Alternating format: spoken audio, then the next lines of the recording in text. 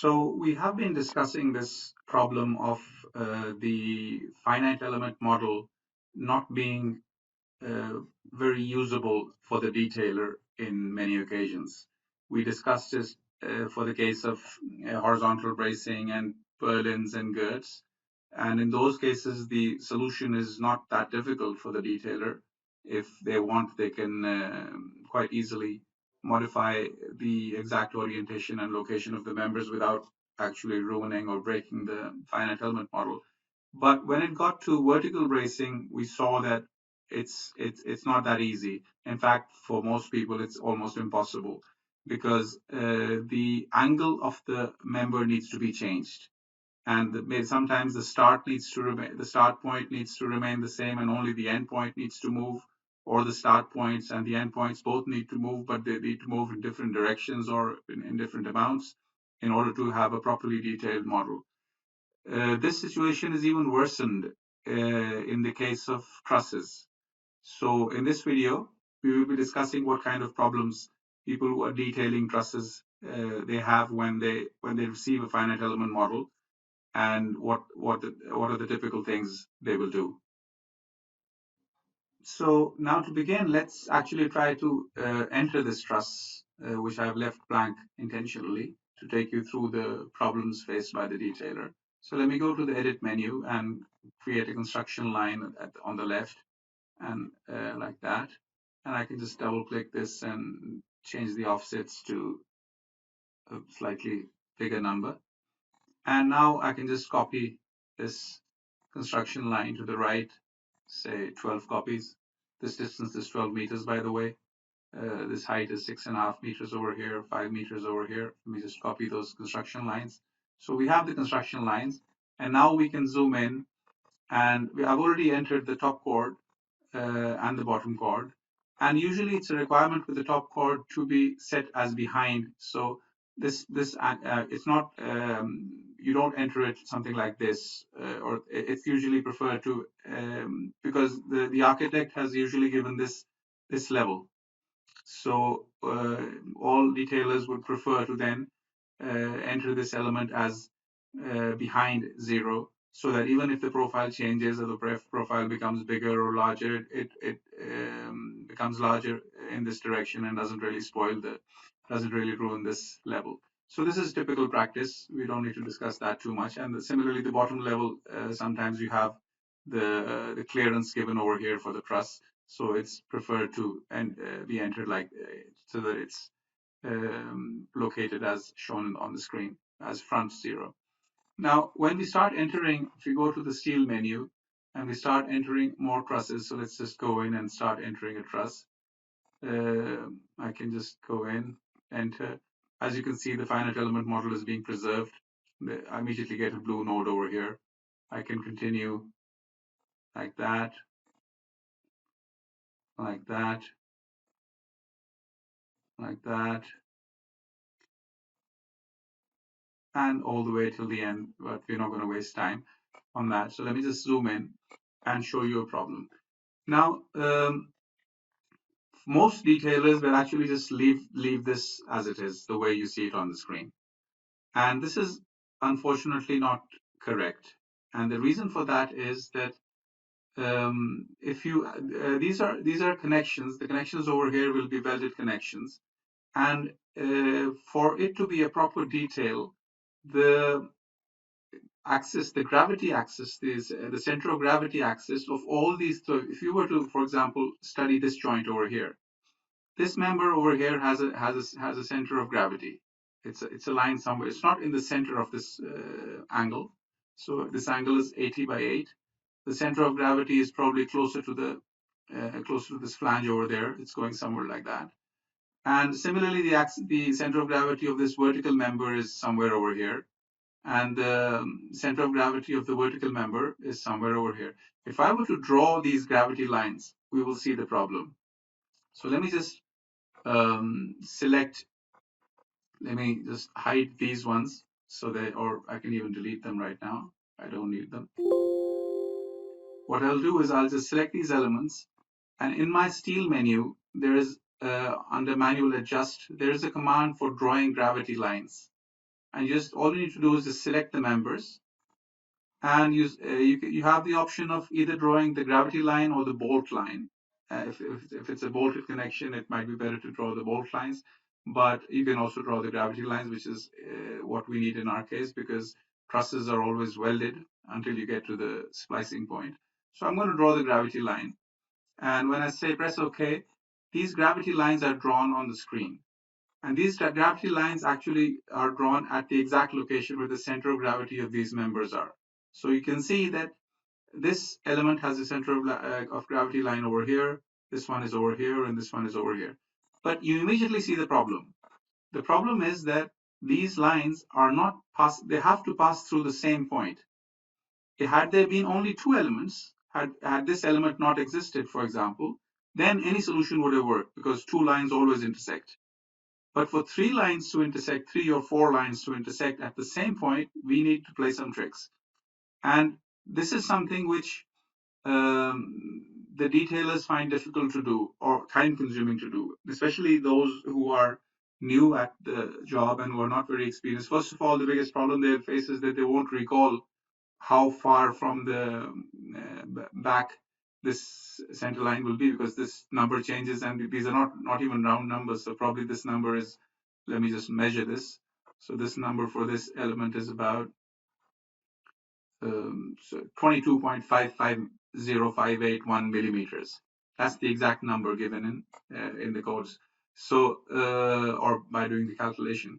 So they will not remember this, and they'll need to check this out first of all, and then enter accordingly. And that's something which usually people have a very hard time doing. So you will see in the typical, if you actually go and see the actual projects being done in the market, you will see that in a lot of cases, these center lines don't coincide. If you go and see the design drawings, you will see that these little eccentricities will exist because nobody actually has the time to sort this problem out. Now, the issue with sorting this problem out is actually even so right now, I need to move this point somewhere to this point for all three lines to intersect. This point needs to go to this point, something like that. And similarly, but the bottom situation is different because the approach angles are different. There's a different angle for this chord and there's a different angle for this chord. And over here, we have a different problem. So if I solve the problem at that point, I will have created another problem at this point. And if I sort it out at this point, then I will create the problem on the other side. This is when I try to use offsets like these over here, which are basically rigid body offsets, which move both the start and the end. And the solution which detailers will usually take is to draw these center lines, to actually just remove this element, and then look at these center lines and see where they're intersecting, and just go and draw an element directly from that point, from that intersection point. So this is the solution which typically people in the market follow. And now, if I were to draw the gravity line of this one, so you see the problem is that this one has been given the offset of middle 0. So what I need to do is I need to bring this. I need to measure the distance from here to here, which is 17.44941. So what they will do is they will double click on that and say 17, say just 0.44 just to make it easy, right? And now if I delete this earlier center of gravity line and draw the center of gravity line again, you will see that now things are matching up, right? So it's matching up over here and it's matching up over here. But now that we've seemingly solved a problem, we have created another problem, and that problem is that the finite element models have been broken. So if I were to go to my finite element model, you can see that the elements are not lining up in the finite element model, and this is what we don't want. Now, as far as what the general habits of detailers across the world is concerned, they don't really care much about this. So, but even then, even if they don't care much about this, Since they're recalling all these little center of gravity line distances is also a problem, they will usually just leave it like I showed a while ago, and you will have these little eccentricities. And don't forget that the moment capacities, moment of inertias of these angles are very small compared to I-beams. So these little eccentricities of a few centimeters can really destroy the element as far as the stress is concerned. A few centimeters here and a few centimeters there with loads of 5 to 10 tons in these members, maybe. Obviously, that will depend on the truss, on the member, but even those small eccentricities really create a huge problem. So what's the solution for this problem provided by Comosys? What you do in Comosys is you just enter your trusses the way I had started entering them without actually caring about those center of gravity lines meeting. So, but the only thing you care about is that the finite element model is maintained. So you just enter like I've shown over here, and as you can see, the finite element nodes and the finite model integrity has been maintained. But obviously, right now, if I drew the center of gravity lines for these three, for example, we will see that the center of gravity lines are not touching each other. Clearly, the same problem still exists. But we will not worry about this. Let me just delete these lines. And all we will do is we will just select these all these diagonal members, the web members of the truss, go to my auto adjust command, and I have that over here as well somewhere, but I'll just go to my auto adjust command and just say OK. And immediately in the background, we didn't even see it happening, but something happened, and we can see the result in all these awkward numbers in the start and end offsets. And these have only been done for the diagonal members, not the vertical members. The vertical members have not been touched, and that's the way it's supposed to be.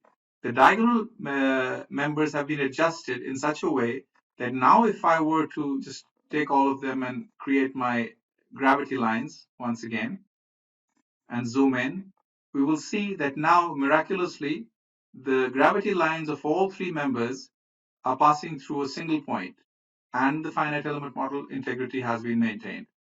So this is exactly what I want.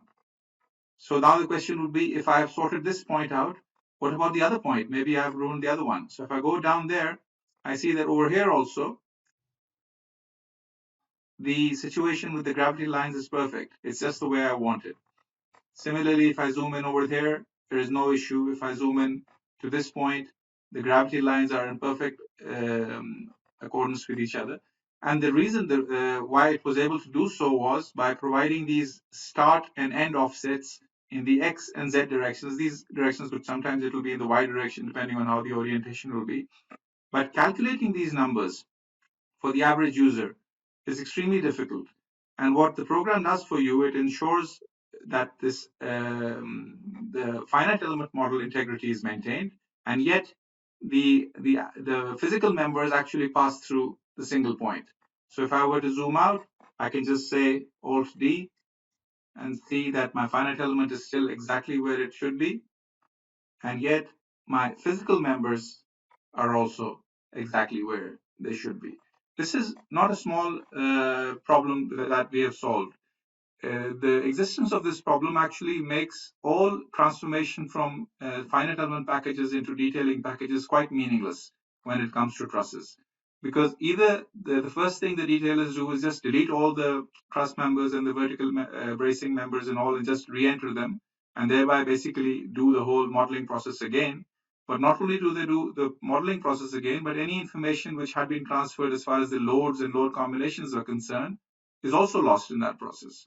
What we need is a way in which the original finite element model remains untouched, and yet the physical model is modified in such a way that the detailer's requirements are also met. So I wanted to go through this in some detail, and I hope the problem has been understood, and it's been understood that why the detailers face this problem, why they need to delete everything and enter again. Or the other option they can have is just leave it as it is, and that's a bigger mistake. So they're left with either two options. One is to just leave the model as the finite element model was and actually detail a model with a lot of eccentricities, which is a horrible solution. Or the second option is to actually delete lots of elements and then re-enter them.